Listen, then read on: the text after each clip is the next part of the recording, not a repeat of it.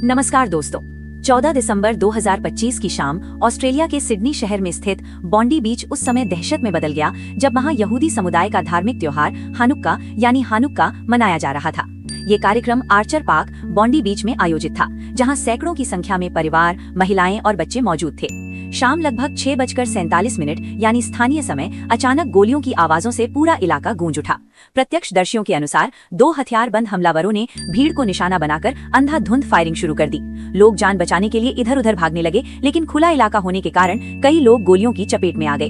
कुछ ही मिनटों में पूरा समुद्र तट चीख पुकार, खून और अफरा तफरी से भर गया।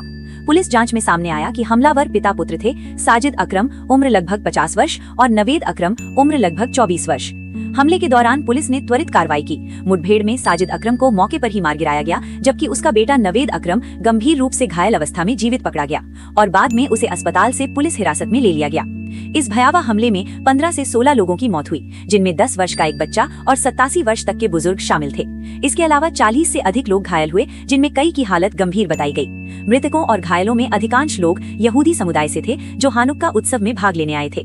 घटना की गंभीरता को देखते हुए ऑस्ट्रेलियाई पुलिस और हूथिया एजेंसियों ने इसे आतंकी हमला यानी टेररिस्ट अटैक घोषित किया। शुरुआती जांच में संकेत मिले कि ये हमला यहूदी विरोधी यानी एंटी सेमिटिक और घृणा आधारित आतंकवाद से प्रेरित था। हमलावरों के पास से आपत्तिजनक सामग्री, कट्टरपंथी विचारधारा से जुड़े संकेत और संदिग्ध उपकरण मिलने की भी पुष्टि हुई।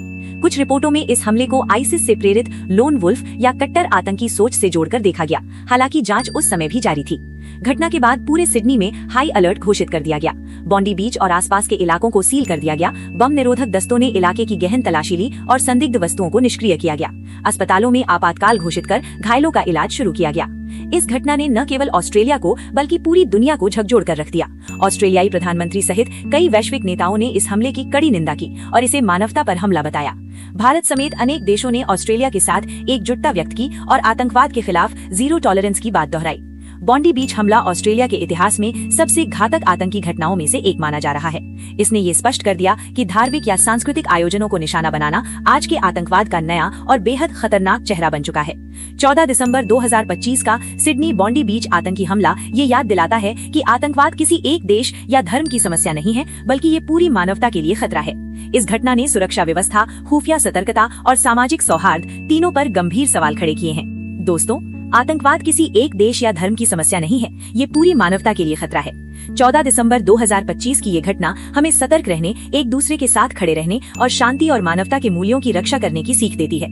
अगर आपको ये जानकारी उपयोगी लगी हो तो एएस स्टडी सेंटर को लाइक, शेयर और सब्सक्राइब करना न भूलें, ताकि ऐसी ही महत्वपूर्ण और विश्वसनीय जानकारियां आप तक पहुंचती रहें। धन्यवाद।